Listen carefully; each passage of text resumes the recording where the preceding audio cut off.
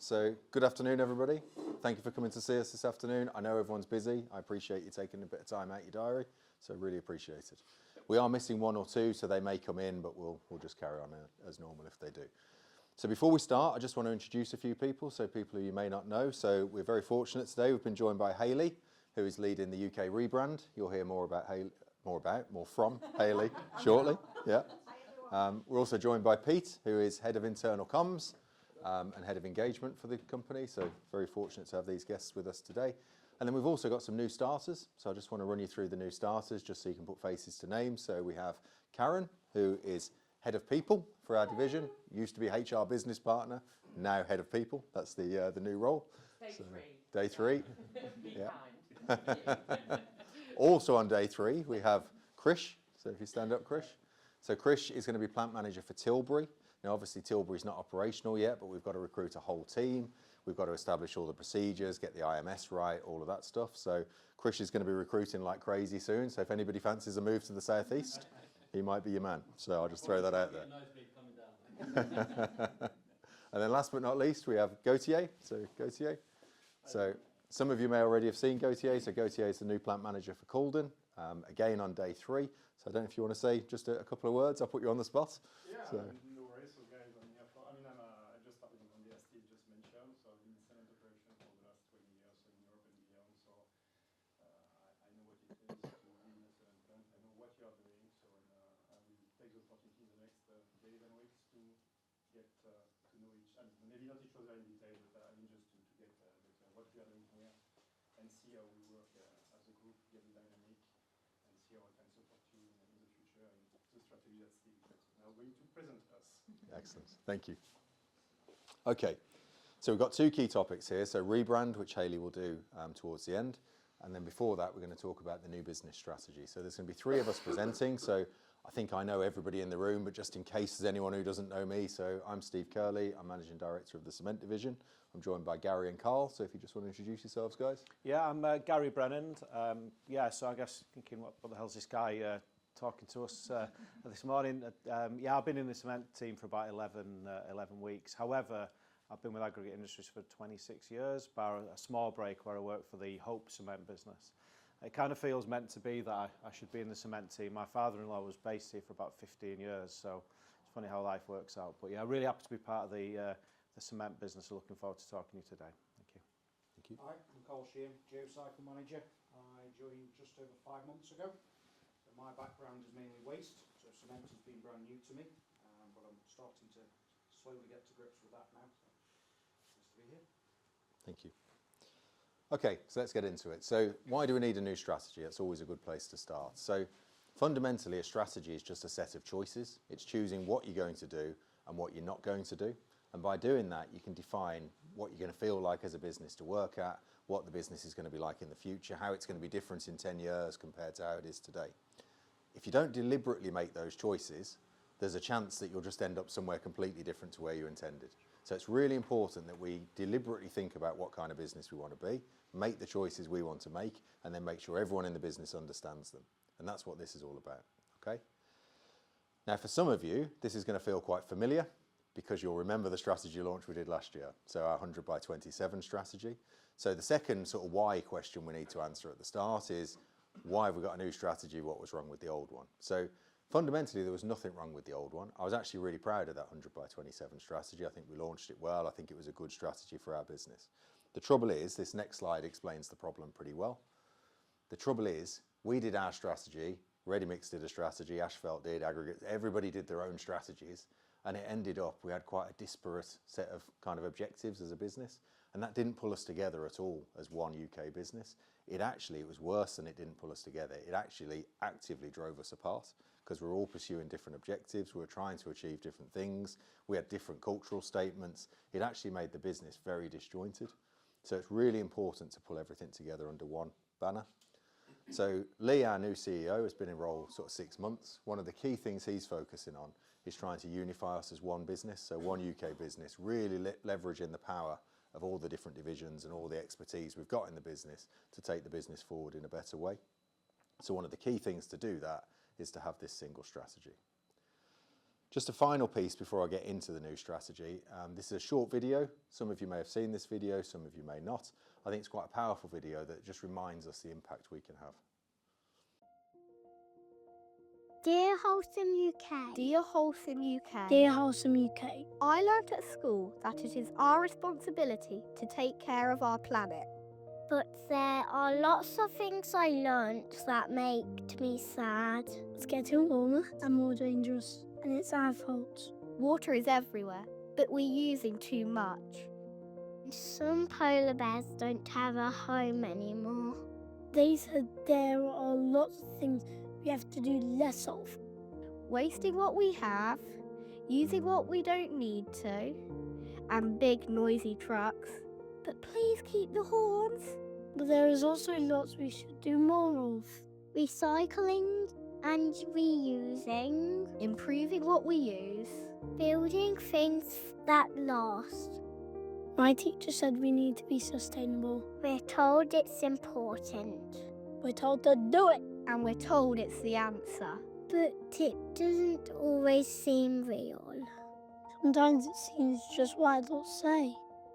So Holcim, please make it real.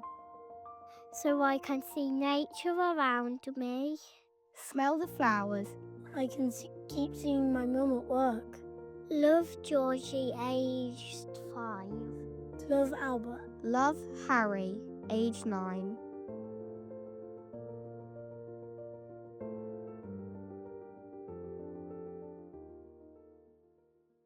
So this is the UK strategy on a page, effectively. So if we start at the top, so the mission of the company is going to be to make sustainable construction a reality. If you ever see Lee speak, he's dropping this in a lot now, so he's trying to live and breathe it and make sure we're really getting it out there. So making sustainable construction a reality is a phrase you're going to hear quite a lot. It's underpinned by 3 values or focus areas, so people, purpose and performance, and we'll go through these in a lot more detail in a minute. And underneath it all is our culture. So we've got 3 cultural statements here. Let's do the right thing, let's deliver together, let's make a difference. Just as it is, it probably doesn't mean a lot. So I want to spend the next half an hour or so, along with Gary and Carl, unpicking it a little bit and talking about our division and how this applies to us, okay? So if we go to the culture, so there's those 3 statements again. So if we just take each of these in turn. So let's do the right thing is all about integrity, I would say. A good way to think of this, if a newspaper wrote about us as a business tomorrow, would we be proud of what they said or not? If you had to go home and explain to your family exactly everything you've done today in detail, would there be any bits that you'd rather miss out because they don't quite sit right in the retelling? If there is anything like that, then we need to rethink what we're doing and we need to act in a way that would always make us proud in front of any audience. So it's all about doing the right thing. So this can apply to health and safety, it can apply to our commercial approach and how we deal with our customers, it can apply to any scenario really, okay? So always doing the right thing. Delivering together clearly is about collaboration and teamwork. There's lots of opportunities for this. There is in the plant, so between production and maintenance. Outside of the plant, it's about our commercial teams collaborating well with supply chain, collaborating well with the operations to serve our customers in the best possible way. And then on the broader sense is about us working with the other divisions to share resources, share customer leads, really use the full power of the group. So that's delivering together. And then let's make a difference. At a grand level, that can be about innovation, it can be about new product launches, it can be about bringing in new technologies, it can be all of these things. But on a much simpler level, it can be, if you find yourself sitting in a meeting and you run that question through in your mind, are we making a difference in this meeting? If you are, then that's fantastic.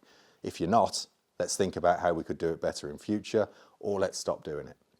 Which links to the other point I want to say about these statements. So these are a chance really to have a good hard look at what we're doing and make sure that it's adding value. And if it's not adding value, then we stop doing it or we change it. So these are quite empowering statements actually. Some of the stuff we do today doesn't add value for our culture. It doesn't add value against the pillars that you're going to see shortly on people, purpose, performance. And if that's the case, we need to stop doing them. So they're quite empowering statements. You can choose, if there's stuff that doesn't make sense anymore, let's stop doing it. Okay? Perfect. Enough from me for now. So I'm going to hand over to Gary, who's going to take us back to the top and talk us through vision and mission. Okay, thanks everyone. So as Steve pointed out, the top of our strategy, if you like, our vision, is to lead building innovation. Now, what does that really mean to us? Well, if you look at the built environment, things are changing really rapidly. So for people who are designing new buildings, new construction, those who are specifying and setting out the mandate for buildings, things are fundamentally changing. So it really is about decarbonisation. It's about how we become energy efficient. It's about how we take down a building and reuse it back in the new building that we're going to build. It's about being cost efficient. These things are going to drive what happens in our industry in the future years, and it's happening really, really quickly. Now, we've got a choice as a business whether to be a passive partner, if you like, in that. We kind of watch and we wait and see what everybody else does, or we get involved and we lead it. And that means getting really close to people who are designing buildings and create products and services that are aligned. So in their desire to reduce cost and to reduce carbon and to increase circularity, we're there as a partner to make that happen. So that's what lead innovation really is ultimately all about. If you take a look at it today, we're actually already moving into this space.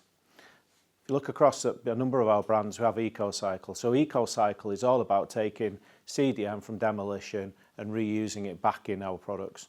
We do it in aggregates today, we do it in ready mix, we do it heavily in asphalt, and in the future we plan to do it in cement as well. So that's all about circularity.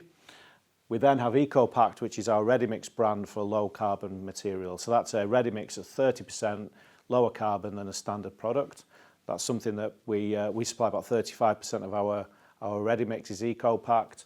Again, all about leading innovation. We then have EcoPlanet, which we know has been challenging for us as a works. And I'm looking at Matt, because we talk about that quite a lot, Matt, don't we? We recognise short term we've got a challenge making EcoPlanet. We need to be realistic about that. But ultimately, when we consider our strategy, these things are really, really important for us moving forward. And that's why we put the emphasis on it that we do. In addition to this, we also make TerraSem, we make SustainASem, again, products that come with them a lower carbon content, you know, great from a recycling perspective because we use the bypass dust in it, products that we already bring to market, but it's only really the start for us, and ultimately we really need to focus a lot of energy in this space. I then move on to mission. So after vision, you have mission, and our mission is making sustainable construction a reality. And I really like that phrase because if you consider where we are today and we talk about carbon capture, we talk about zero carbon products, talk about materials with 50-60% recycled content in them, it feels like a bit of a dream and actually a massive challenge to really make that happen.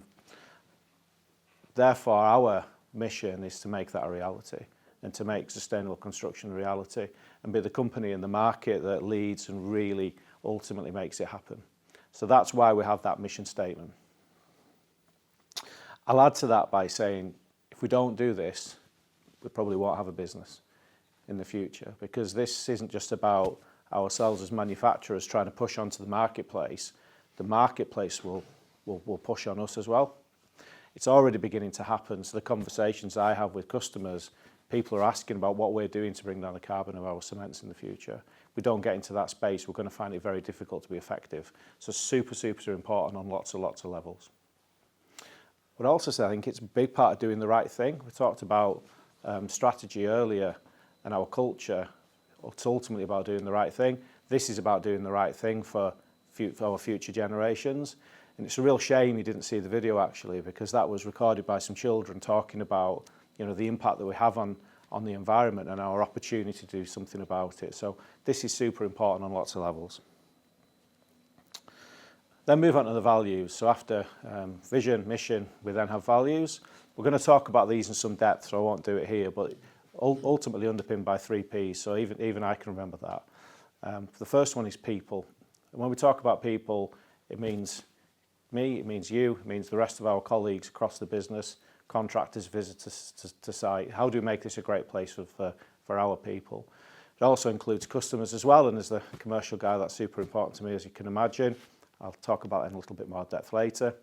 Second is purpose, and ultimately, you know, what we're trying to achieve, what we're here for. And that comes back to having a positive impact on the environment and turning what is a really, really heavy industry into something that, has a much better impact in respect of the environment and what we do. And then finally, it's performance. Now, ultimately, everything that we need to deliver is going to require investment, and a hell of a lot of investment. That only happens, we only get that if we perform as a business. So actually delivering on our promises, that is ultimately what makes this business sustainable and gives us the investment to move forward into the future. So they're the three values, if you like, that ultimately underpin everything that we do. I'll hand back over to Steve, who's going to talk about people. Thanks. So I'm really pleased to see people as one of the kind of key things and one of the things we lead on in terms of what we're talking about. So I'm not going to read this slide word for word, but you can see the key themes here. So we want people to get home safely every day. We want to attract and develop really talented people. We want to create an inclusive environment, and we want to create a place where people can build their careers with Holcim and really reach their full potential, whatever that is and whatever they want that to be. Some people are very happy to come to work and do a job. That's absolutely fine. Other people want to be the next CEO. That's absolutely fine. Not everyone can be the next CEO, but everybody should have the right to try, and we should support anybody in their aspirations. I just want to spend a little bit of time on health and safety and just pause a little bit here. I think it's fair to say we're doing lots of good things on health and safety, but we are a long, long way from perfect in our division when it comes to health and safety. So we had a pretty serious LTI last year, as we all know, and we've had some recent problems on safety too around a BSI audit, which some of you will know and some of you may not. I don't want to be too negative. I know there's a lot of good safe behaviours on this site. I know there's some really good initiatives, and I know of our list of, let's say, 100 things we're trying to do on safety, we might have done 30 of them, but there's still a lot to do around safety, so we can never ever be complacent on health and safety. Just thinking about that LTI last year, that genuinely was my worst day at work last year by a country mile, and it's one of the worst days I've had for a long time in this business. So we had lots of other troubles last year, if you think about it. The bag filter we had a problem with, we had financial performance issues, we had issues in the market. All of it, though, is overshadowed by the personal impact that an LTI has on the person involved and everybody around it. So some of you, maybe some people in this room, would have been even closer to that than I was. You might have been the first aiders who attended the scene. You might have known the person involved a lot better than I do. So it might have affected you more than it's affected me. But it's affected me quite deeply as well. And we really, really don't want a repeat of that. The best way I can explain it, I think, from my perspective, it doesn't matter what we do from a financial performance perspective. We can easily exceed our targets. We can smash our decarbonisation. We can land this strategy really well. But if we have another serious LTI on the site this year is a failure for me. It's not a successful year. You can't see a year as successful if you have a serious incident on your site. And that's a really important message I want you all to take away. So there's loads of good things, loads of good safe behaviours, lots of good initiatives. I'm not saying it's all bad, but please do everything you can to keep safety top of mind at all times. So one of the things we're going to do around safety is get much closer to the 5-star initiative this year. So some of you may have heard of 5-star already. It's been in the business about 12 months. I think we can do more with it in cement because actually it encourages some really good stuff. So it's as simple as it sounds. So there are 5 stars available. Each star is linked to a particular activity or particular sort of behaviour or whatever, and there's a star for each one. So the first one is around boots on the ground, VPCs and critical VPCs. So this is all about being out on site, doing active safety things. The next one is about overdue findings on iCare or KMI. So when we find something that isn't right on safety, we create an action for ourselves. We create the action and we set the deadline. So then to miss the deadline we've set ourselves is just not acceptable. You know, we've got to hit these deadlines. We shouldn't have overdue actions. So that's the next one. The next one, ratios, is basically all about spotting hazards, reporting near misses, so that we can learn the lessons when nothing's really gone wrong, and then you can avoid incidents. And if you can avoid incidents, you avoid serious incidents. So that's all about getting those ratios right, spot lots of hazards, report the near misses, minimise the incidents. The next one, so CCM compliance, so this is all about our critical controls. Some of you are really involved in this, some probably less so, but making sure that we do the checks that we're supposed to do and then close out the actions linked to it. And then the final one is around improvement projects. So here at Calden, we've done lots of improvement projects from a safety perspective. And yet, last year, we missed our star on that one a few times. And that's because sometimes we do great things, but we don't tell anybody about it. So when you do something good in relation to safety, please let Mike know, who's the new safety guy, or let Andy Jones know, or report it through the management structure. Let's make sure we're shining a light on some of the good stuff that we do. All clear? Excellent. Gary.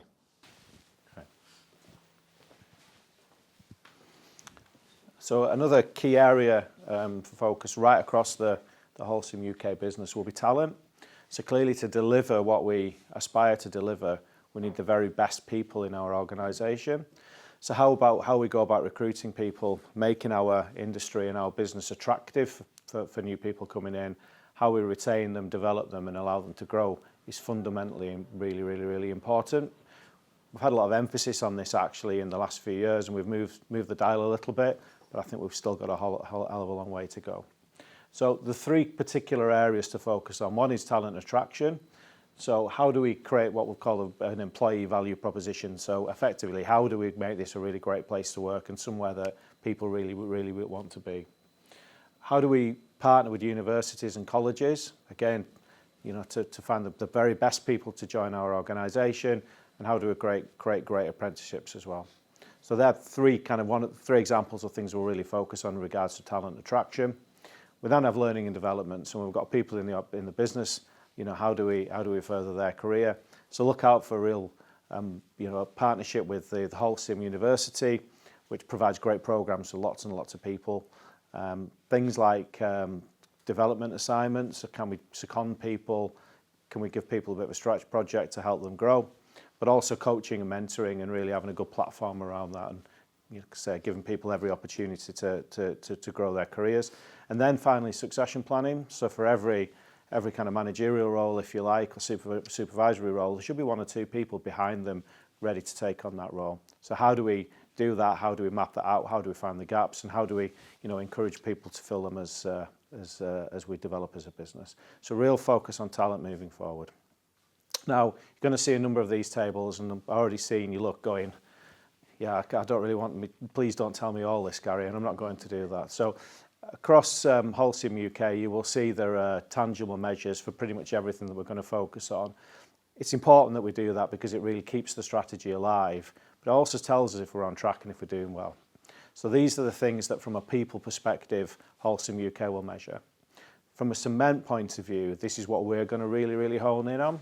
The first one is employee engagement. I'm sure you're familiar with that. You'll have done the surveys over the last few years.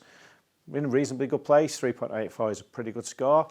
Our aspiration this year is to get to 4. So you'll do a survey probably in October. We'd like to get to 4 this year, but the ultimate ambition is to be about 4.4. That might not sound fantastic, but out of 5, that is a really good score. That's a world-class level of engagement. We recognise we've got a lot to do, but that's something that we really want to focus on. The second is diversity. So how do we actually encourage people from all sorts of different backgrounds to join our business? That's really important. We're a very traditional industry. I'm probably bang average person that's in our organisation, but and that's cool, by the way. But how do we encourage people from different backgrounds into our business? When we think about innovating, doing things differently, we've got to have different mindsets. We've got to have different opinions in the room. So that's really important. In terms of people that you categorise as being in a diversity bucket, if you like, it's about 22% currently. Our aspiration is to get to 40% by 2030. So again, a lot of work to do in this space. And then finally, internal promotions. I mentioned it earlier with regards to succession planning. How do we vastly improve the number of people that are promoted through our business? Far too often, when we've got a gap, we fill it externally. But actually, we've got great talent, we've got really good people in our business. How do we get them ready to fill those roles instead? So from 33% internal promotions, we want that to be 70. We want to double that in a relatively short space of time. Okay, the next thing to talk about with regards to people, if you like, is something that we're launching today. When you look at engagement, one of the questions they ask is, have you had praise or recognition in the last 7 days? By the way, that's super frequent. Like praise or recognition every 7 days is really frequent. We know that we can get a lot better at this. And what we want to do is encourage people to recognise their peers. So other people either in their team, in other teams, cross-divisionally, how do you pick out somebody who's just gone that extra mile? And really done something quite special to help the business, help their team. We want to find a way of recognising that. We know that we can't see everything, we don't know everything that happens, but we know there's a lot of good, and the effort that's made, certainly in the works to deliver cement to our customers, We want to see this and we want to find a way of recognising it. So we're going to be launching this. It'll be super simple. There'll be a QR code. You scan it, you fill a short form in, we'll receive that and we'll do the rest. And we'll make sure that we know where credit's due, it'll be given. What you'll know here is there's a direct line between these messages and our culture. So who's changing things for the better is all about making a difference. Somebody's actions made you proud, do the right thing. As somebody brought a team together, deliver together. So it's all ultimately underpinned by living and breathing our culture, and the people that do that will find a way of identifying and recognising them accordingly. Moving on then from kind of people from an internal perspective to customers, this is the statement that we have from a commercial perspective. We want to be the most trusted commercial team. Now, for me, that is both an external to our customers, so they really trust us, they know us, we've got integrity, and they want to work with us. But that's also an internal thing as well. So how do we become real partners to the operation here and trusted that we're actually all on the same journey? How does Mark have confidence that when I give him a forecast, he can actually believe in it? We're not quite there yet, Mark, are we? But we'll get there with that. You know, these things are fundamentally important. We cannot deliver in isolation. We've got to deliver together, and that's what that is about. We'll then talk about partnering with premium customers. So right across, you know, the commercial landscape, if you like, there's loads of different types of customers that we can work with. Some you'll get really, really good value from, and others less so, for lots of reasons. Our goal is to work almost exclusively with the premium customers for where we can get best value. I recognise and appreciate just how hard it is to make good quality cement consistently and get it out to customers. We don't want to be giving it away to people where we can get a better value from somebody else. So that's what all that's about. And ultimately, that's underpinned by delivering exceptional service and lower carbon solutions. So that's where we want to go commercially with customers. Again, there's some measures. I won't bore you with them all. Effectively, it's about how easy we do business with. Would customers recommend us to somebody else? You know, and on-time delivery is clearly an important part of that. And I guess finally from me, I think, is how we're going to measure our success. These are the two kind of key barometers, if you like. One, sustainable products. And the way that we've categorised this is anything other than SEM1. We've categorised as a sustainable product because it has a lower carbon content. In 2024, we're at 28%. Our aspiration is to get to 98% by 2030. And by the way, the other 2% is white cement. So it effectively means we have no aspiration to make SEM1 and sell SEM1 by 2030. Just as a by the way, if we don't do that, my fear is we won't have a commercial offering. Because our competitors are doing it and there's pull from customers who are actually beginning to demand that product. Just to temper that, you'll recognise that our aspiration this year is 30%, so pretty much the same as last year. We've got to be smart and recognise that stability is the key thing we've got to drive in the works this year. Throwing SEM2 in right now would be the wrong thing to do. Completely appreciate that, but actually moving forward, we've got to get our head around how we move into SEM2s. So that's what that's about. And then finally is the Net Promoter Score. You ask customers out of 10, would you recommend this supplier to somebody else? If they score 9 or 10, they're a promoter. So that's what we'll be really focusing on. How do we create loyalty and repeat business from our premium customers? Okay, that's me. Thank you very much, everyone. Hand over to Carl. Thank you. So as you've seen, the mission of Holcim is to make sustainable construction a reality. As a cement division, we've got the biggest impact to that. We are one of the biggest emitters of carbon and one of the biggest footprints in the UK group. So under our purpose in this strategy, we are really focusing on decarbonisation. Okay?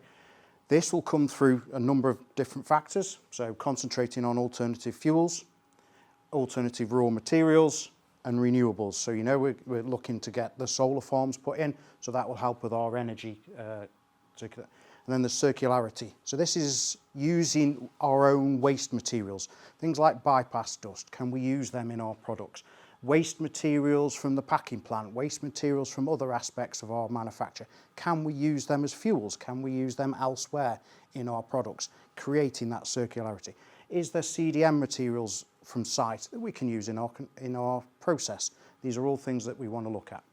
Then there's social value. We want to work a lot closer with our community. Okay, we have a lot of big plans here, the solar farm, the carbon capture plant. We need to use our community and get them on site. So there's a big focus on that. And the last is our big project is the carbon capture plant. Without that, we won't get to that net zero target, but everything else feeds in to support that plant. So have we seen Holcim UK have set us some targets, and these are what we're working on, but from out of these we've pulled 4 main ones that as a cement division we're going to work on. So these are our carbon emissions, so this is emissions from our process and emissions from our combustion. So the big driver from that is alternative raw materials and alternative fuels. Within that then we get our TSR. Our TSR last year was 54%, so just over half of our energy came from waste fuels and alternative fuels.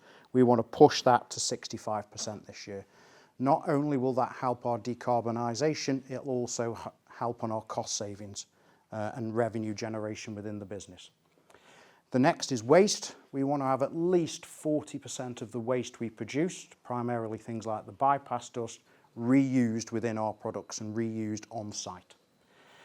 The next is our environmental incidents. So there's a big reduction that we want to get through on these. So environmental incidents are anything from a noise complaint, a litter complaint, dust release, odour release, anything like that. There's going to be a big focus on that, and this is why we'll be working with the community to ensure we are addressing these issues. Okay, the next one's performance. Thanks, Carl. Okay, so back to performance. So performance has to be kind of central to everything we want to do. There's a lot of nice stuff we want to do around decarbonisation, investments, etc., etc. But to enable us to do that, we've got to perform in the short term. We've got to hit our targets. We've got to be credible with Holcim. We've got to be a business that people want to invest in. So performance is really critical to everything we're going to do. So in cement, really, we've got 3 key levers. So commercial will always be a massive lever.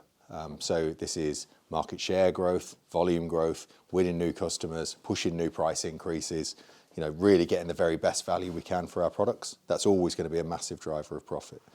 The other 2, though, that are a bit more specific to us in cement. So industrial performance, obviously that's Calden. It's how well Calden performs. When Calden doesn't perform well, it's a disaster. When Calden performs well, it almost prints money. This is a very profitable site when it runs, but it has to run. And then the third one is strategic imports, and I'll talk more about that in a second. So just a couple of slides on this. So the first one is Calden. Now, obviously, most of you are based at Calden, so this is probably the slide that's of most interest. So we recognise that last year we had a lot of problems. Now, some of those problems were due to projects, so particularly the bag filter. Some of them, though, if we're honest, is perhaps that our strategy got ahead of the capability of the plant, and we were trying to do too much compared to the state of the plant and the condition and the capability of the plant as it stands today. So what we've decided to do for this year is strip that right back. We've gone with a much simpler strategy, so you'll notice already we're doing less ARMs than we used to do. There's other things that we're not doing now that we did try and do last year. It's not to say those things have gone away, and we'll definitely try and bring them back in, but for now we need to stabilise. We need to get that credibility back. We need to get the belief that we can run, and that's belief from our side. So we believe that we can run, and it's very unusual to stop, which is how it should be. And it's also getting that credibility back from Holcim. So we're not, one of the lower plants in the world. We're one of the up-and-coming plants where they want to invest money. And then we can get more ambitious again. But for now, let's stabilise, let's perform. So 4 key short-term focus areas. And by short-term, I mean this year, maybe some of next year, and then hopefully we can start bringing a few more bits in. But certainly for this year, really simple strategy. 4 key focus areas, and I've listed them in order, actually. So as I said earlier, health and safety above all else. Environmental compliance sits in there as well, again, above all else. These are non-negotiables. We can't have a successful business if we have problems in these areas, so they're non-negotiable. The next one is clinker production. So hopefully everyone on site is aware that we've really got to focus on clinker production this year. And that's underpinned by obviously a lot of activities around uniformity, reliability, productivity. Decarbonisation is still there as a really firm target. It's part of this making sustainable construction a reality. But again, we've pulled back our targets a little bit this year to something that we should really achieve. So 65% TSR, assuming we have a stable kiln, should not be difficult to achieve. Okay, so much more realistic for this year, and then we'll try and kick on and stretch the ambition in future years. The last one is site standards. So hopefully you've seen a lot of improvements on site. To quantify that a little bit, we spent hundreds of thousands of pounds last year on Calden, on kitchens, toilet facilities, all the other things that you've seen. Calden is a big site, so hundreds of thousands of pounds is a lot of money, but it doesn't do everything that we need to do here at Calden. So we've still got a lot to do. You'll have noticed that we've slowed down a little bit. And that's a deliberate thing. It's not that we're not going to do it. We've just deliberately slowed down because what we really need as a business is a good start to this year. So we need a really good first quarter. And if I'm honest with you, I had a few concerns about the first quarter of this year. So the commercial team have struggled to land the price increase as fast as we wanted. It is coming, but it's not coming in January. It's coming more March, April. So that's a problem for the first quarter. And I was also a bit concerned about volume in the first quarter. Now, again, actually January wasn't as bad as perhaps we were expecting. So we've actually had a good start, which is positive, but one good month doesn't make a good year. So for the first quarter of this year, we're going to stay really tight on costs. We're going to hold back the site improvements. We're going to try and land a really good first quarter, get a successful shutdown done and under our belt, and then we can start again in terms of site improvements and raising the standards. But I think at this stage, that's a good, prudent move to make sure we get a good start, and we really need a good start. So there we go, really simple. So safety and environment first, clinker production, decarbonisation, site standards. That's the strategy for this year for Calden. It's not all about Calden though. We do have the import network as well. I always say the import network is there to complement Calden, okay? So we're investing lots of money in the import network, but it's as well as Calden. So Calden will sit there as the heart of our business, good manufacturing facility in the middle, and then around that we put our import network, and that enables us to be a true national supplier, okay? Historically, and again I've spoken about this before, so I'm not going to talk too much, but historically we've had a fairly poor import network, I would say, so small facilities in non-premium ports, enabling us to only bring in pretty small ships, which are quite expensive. It's like delivering parcels on a van versus an articulated truck. Bigger the better. The bigger you can make it, the cheaper it is to deliver. So we're moving into much bigger facilities. We're actually investing nearly 100 million in our import network, and we've had great support from Holcim to do this. I mean, 100 million is a lot of money even for Holcim. You know, that makes it one of the biggest investments we're making in Europe at the moment, our import network. So we'll come out of Ellesmere Port, which is a small facility. We'll go into Liverpool. In the southeast, we're going to come out of Chatham, and we're building our big facility in Tilbury, which everyone should be aware of. And then we're complementing that with a new facility, which is actually already online in Southampton. So just to put that in context, historically we've used 4,000 ton vessels. So we bring 4,000 tons from Germany or wherever we bring it from. We've moved already to 15,000 ton vessels, so more than 3 times the size. And in the last few days, actually, we've got formal sign-off from Holcim, which is great news, to commission the building of a brand new vessel, which is going to be 35,000 tonnes. So again, you picture that in your mind, 4,000 tonnes to 35,000 tonnes. I mean, it's a completely different scale. Nobody in the industry is using vessels that big, so nobody in the industry is going to have the cost base that we will have on imported cement. So it's going to put us in a really strong position for the future. Really exciting stuff. Loads of numbers, loads of targets, not going to talk about them, we'll just move on. So this is how we're going to focus on it in cement. So the 2 key ones, so net sales, this is all down to Gary and the commercial team, drive the net sales. Without the sales, you can't make money, so really key. The other key one clearly is profitability, which is a combination of everything Gary does, combined with how efficient we can make our operations, how low we can get our cost of production, how well we do on TSR, all of those kind of things. In the middle there, you'll see a load of industrial stuff. So we were really keen to include the industrial KPIs in our performance. It's really key to the performance of Calden. They're measures that are familiar to people, so MTBF, NAI, all of these kind of things. You come out of cement, it doesn't mean anything to anybody, but in cement, these are our bread and butter. So really important to include them. And that's it. So that's the strategy. That's the strategy on a page. When we first put that up, it probably didn't mean very much. Now I hope it does. I hope you can see it's one strategy for the whole of the UK business, but it's very, very relevant to what we do in cement. And if everybody, so everyone in our division unites behind it, it'll drive our results. And if everyone in the company does, it'll really transform the UK Holcim business. Okay, so there's going to be an opportunity for questions at the very, very end. But before we get to that, I'm going to hand over to Hayley, who's going to talk to us about the rebrand.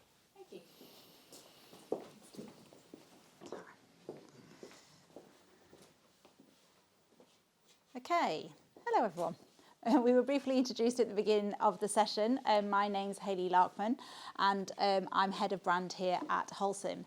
And it is my job, and I've got the exciting opportunity to spearhead the rebrand project across the whole of the UK. Now, we have been working on this project now for just about a year, and we have been going on a journey. And a rebrand is a journey. It's a journey about acknowledging where you've been, where you are now, and where you're going to in the future. And we have been working with our colleagues, our customers, our communities, and at a group level to work through when was the right time to rebrand and the right way to rebrand. So what we'll go through today is what is a brand, why we're rebranding, when and how. Hopefully answer any questions that you might have had during this whole process when hearing about the rebrand. So, jumping into what is a brand, if I asked you to have a little think about what is your favourite brand, what probably pops up into your mind is a logo. And that's not a problem at all, because logos are really strong identifiers of brands, and people use them as a way to be able to recognise them. Now, during the rebrand process, we will absolutely be going through the 25 active brands that we have live in the market and changing their logos through to Holcim. However, that is not the only thing that we'll be tackling with the rebrand. So it's important to know what makes up a brand to be able to understand what we'll be tackling. So you can see in the bottom left-hand corner a group of people all cheering. That's me at the weekend at the moment. I'm a Forest supporter, and we are very happy with our performance. And them as a brand are making me feel really, really happy. And I'm living that for as long as possible. What I've also got at the moment is, though, I've got another brand that's actually making me feel really unhappy. I had a really bad experience at Christmas with Amazon. I put a order in for one of my littlest kids' Christmas presents, and it never turned up. So on Christmas Day, he was really disappointed and I was disappointed. And as a result, I've actually boycotted Amazon since then, and so they're out of favour with me. And the reason I'm telling you these stories about how I'm feeling about brands at the moment is because that's how our customers can feel about brands as well. It's our job with regards to the products that we create and the experiences that we deliver.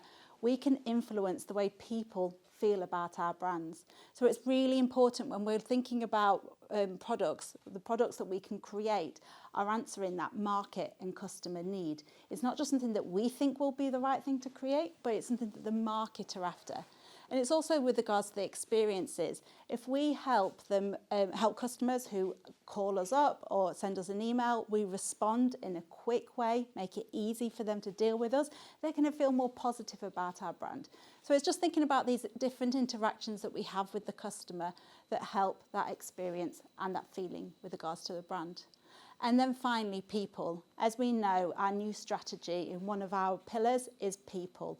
People are really important, and it's something that we've heard during the research process of this brand, this rebrand period. Our customers have told us their relationship with our commercial teams, with our people across the business are the most important. They're really comfortable about the rebrand. They don't actually really mind what we're called, quite honestly, as long as our people are the same, as long as our products are the same, as long as our services are the same. They love the idea of Holcim. They love the idea of the global opportunity, the security that comes with that, the global footprint. But what is most important is people. And relationships matter, and emotions matter, and brands that connect more are the brands that actually show people. So what we're looking at with regards to this rebrand is bringing our people to life. We've got 4,000 people. We've got amazing stories across our whole of our length and breadth of the UK, and we're looking at a way to bring those to life. So what we want to be able to just, discuss with you today is the fact that absolutely with regards to the rebrand, we'll be concentrating on that logo change, and you guys are ahead of the curve. You've got Holcim everywhere on this site, so it's fantastic. Part of my job has been done for me, but we will also have to be thinking about, and it's your job as well as my job, to be thinking about those customer experiences and the way that we make people feel. And any stories, we'll be doing a call out to you all with regards to the delivery of those so we can make sure we amplify them in the right way. So next on to a key question that I have been asked throughout the year. So why are we rebranding? Well, the guys have actually done a really good job on the setup for me with regards to the strategy, so I don't really need to go into that detail with you right now. But for me, the key thing is we have got one mission, one vision. We've got those defined cultures and values. As Steve said at the very beginning, we were so used to having all these different strategies across all the different divisions, which meant we're all going in different directions. Now we are united under one mission, which means we are united under one brand. So it's the absolute perfect time to start the rebrand for us. We also want to offer a simplified brand architecture. As I mentioned, we are actually operating under 25 different brands in the UK at the moment. My next slide that I will show you showcases those. I've been out on roadshows now for the past month, and I've actually had some people during that time say to me, I didn't actually know they were part of our company. So if our colleagues don't know that what we offer, and the fact that we can offer those 360-degree solutions which customers are asking us for, how are customers meant to know? So by united under one brand, we are able to offer that foundation to rooftop solution for our customers. We also see the rebrand as an opportunity to unify our organisation. Really, that working alongside the strategy is perfect because, as we say, we're breaking down those silos, we're coming together, we're able to see how we can complement each other and deliver a solution as one to our customer. We're also looking at that opportunity with the rebrand to align to the group brand. We know that Holcim has got this amazing reputation globally in sustainability and also in R&D. We want to lean on that. We want to be able to bring that amazing work that comes out of group and other countries into the UK. At the moment, it's a really clunky conversation we have to have. If we try to talk about Holcim, then we try to talk about aggregate industries, then we try to talk about Lafarge, we've lost the customer. The story's not simple. This will make it simple for us to be able to talk about one story with one brand. We also want to be able to lead the conversation around the mega trends. We want to be seen as a UK leader. Again, we can lean on that global presence that we have, but also the fact that we can be the UK first movers. Steve referred to there with regards to the investment that we're doing, with regards to the terminals and in the imports that we can do. We can absolutely do that across the business and lead the conversation. We can be the brand that is the market leader. And also, finally, to some of Gary's points with regards to the brand that retains and attracts talent. This has been a conversation that's been really positively received, and something that Mohammed spoke about actually in the last session that we had, that he's seen firsthand at the moment on this site.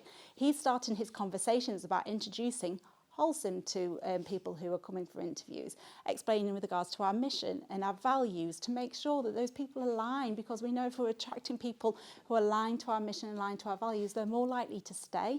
And people are seeing Holcim as a brand to really create opportunity. There's a global presence there. There's something different with regards to the conversations we can have around sustainability.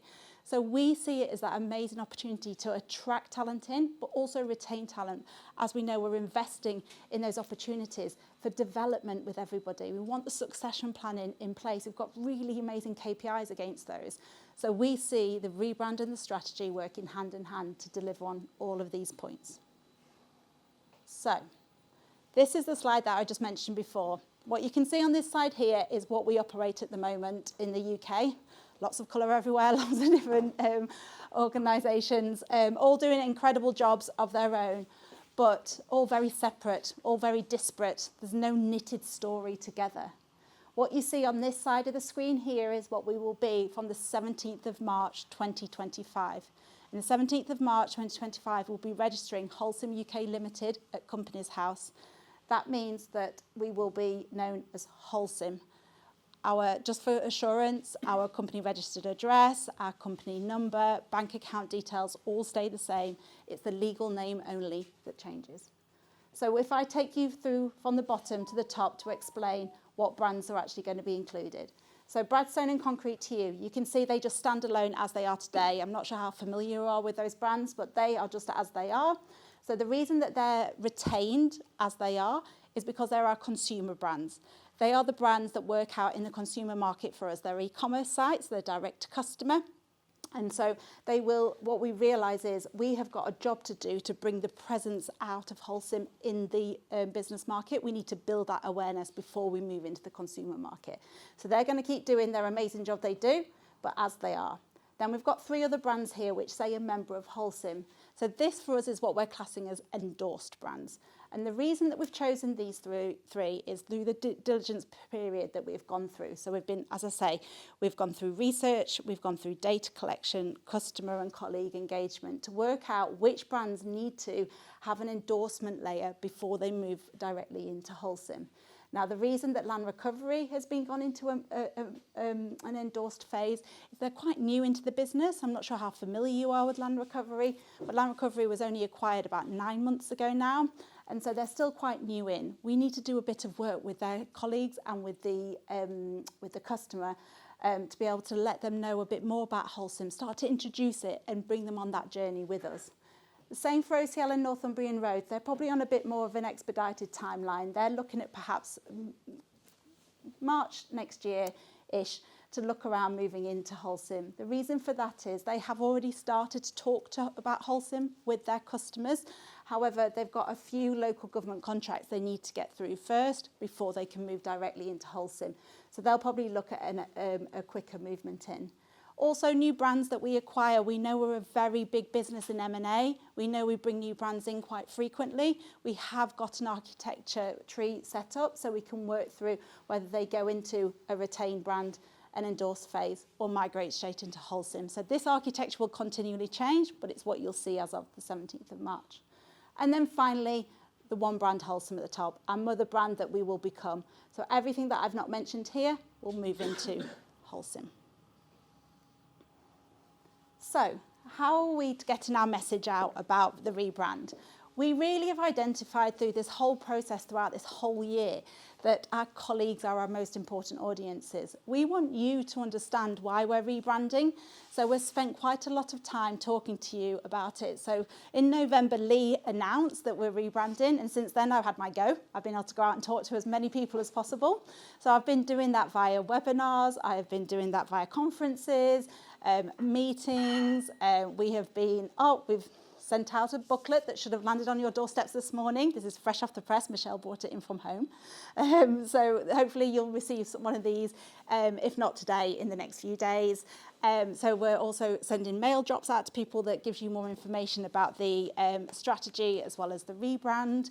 We've also got our Blink channel live. So we have got a hub on there so you can go and find out lots of information about the rebrand on there. And we also have a feed that goes out where we deliver information that's technical and stuff that you need to know about the rebrand, but a bit of sneaky peeks, like behind the scenes, see what's going on too.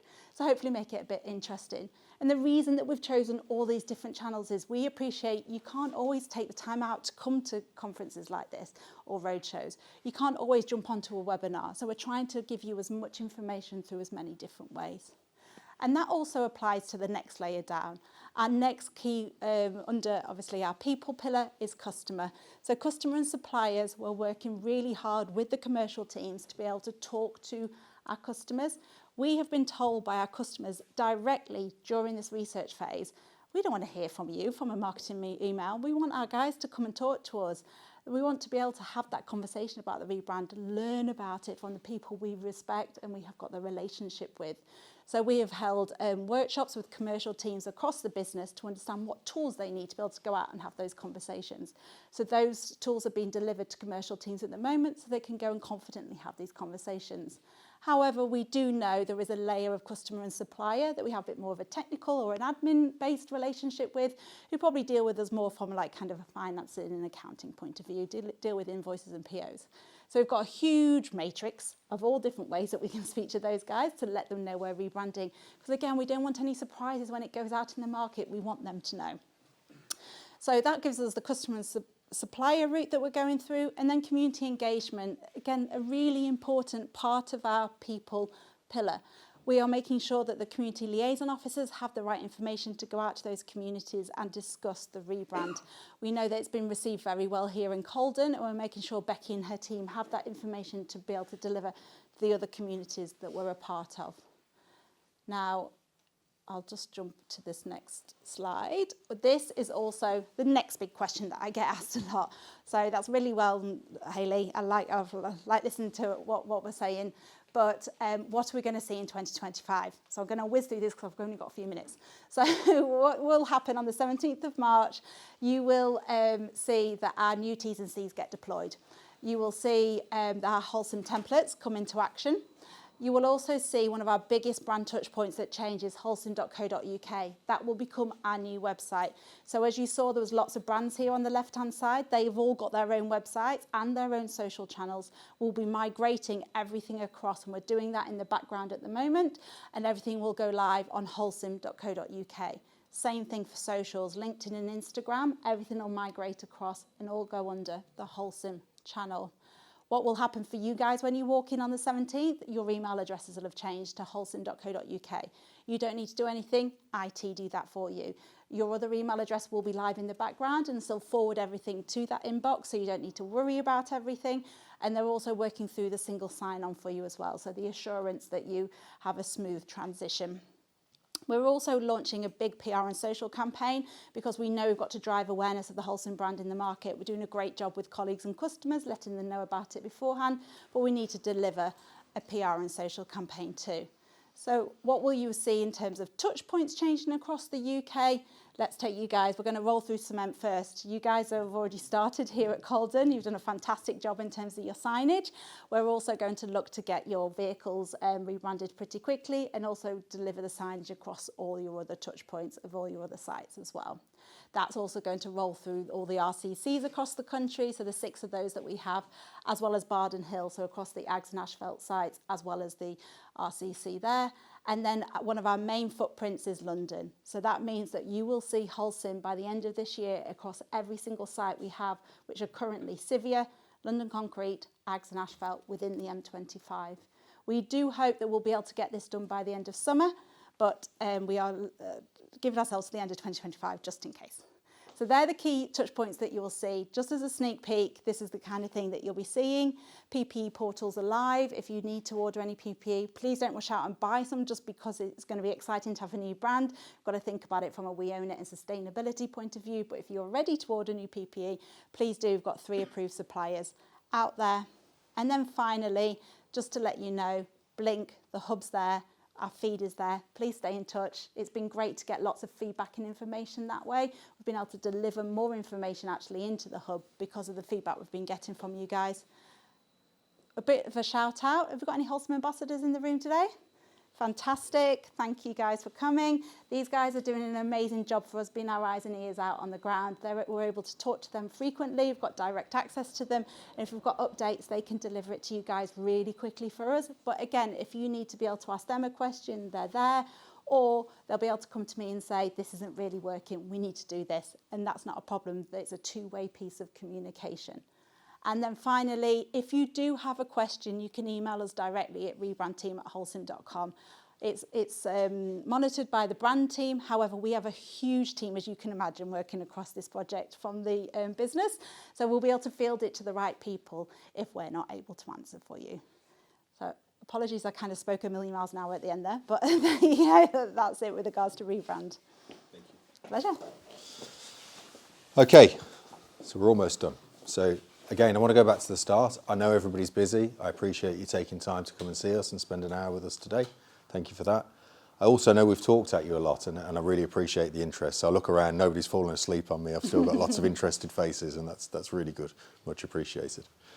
There's going to be lots of follow-up on this. So similar to when we did 100 by 27, you'll start seeing posters all over the place. We'll have mugs and whatever else Karen comes up with. So just make sure it's in your face all the time. So there'll be a lot of that around the strategy. Obviously, the rebrand, you'll see more and more Holcim logos as we go around the place. We'll also try and do some more interactive sessions. So this has been a little bit of a just talking at you session, a lot of information, so it's kind of how it had to be. But we will try and do some interactive stuff in smaller groups about what it means to us, our teams, how can we apply the culture piece, you know, what can we stop doing, all of these kind of things. We'll follow up with all of that.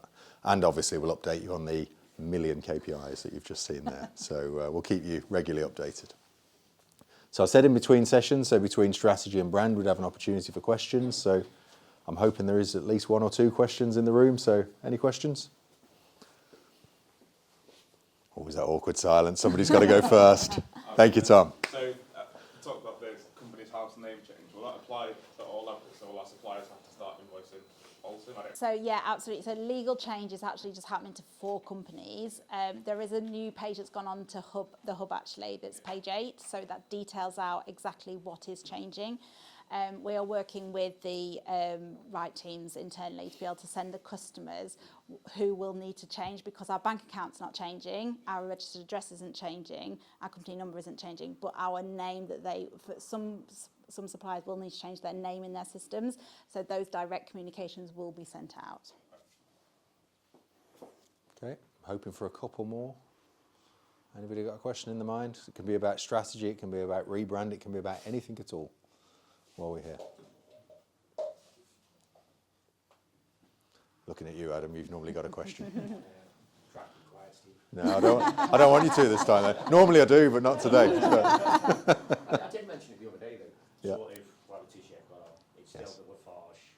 We noticed in the room the other day there's 4 different brands in the room. Yeah. Is that part of the rebranding? Should sort of all be sort of the same? Yeah, we're looking at new apparel, so you'll have lots of nice new stuff to choose from. It's when I went round asking people what they're most excited about the rebrand, it was the thing that people consistently said to me, so it's high on my list as well, and of course Haley's too. So yeah, there'll be new stuff coming very soon. Yeah. And then at some point we'll have to ban all the old stuff. So, because that is the danger actually. People just keep wearing it because they've got it and it fits well, whatever. But you know, it doesn't help actually on the rebrand positioning. So. We are also looking at setting up recycling hubs across the UK. So if there is apparel that still has got like life left in it, we can deliver it to those and get it disposed of in the right way. So it's from an environmental point of view. Yeah. Great. One more. Everyone's hoping I don't pick at them now. Everyone's trying not to make eye contact. One more question, or are we all done? I'm not going to force it if there's not. I've got an ask, not a Okay. question. Could we take a photo in front of Holcim? Yeah, the of reason that course. I ask is because I'm not sure how many of you are on Blink following what we do, but been really trying to capture the spirit of all the roadshows that we've been through and identify across the UK where we've been. So I'd love to be able to capture one from today if that's possible.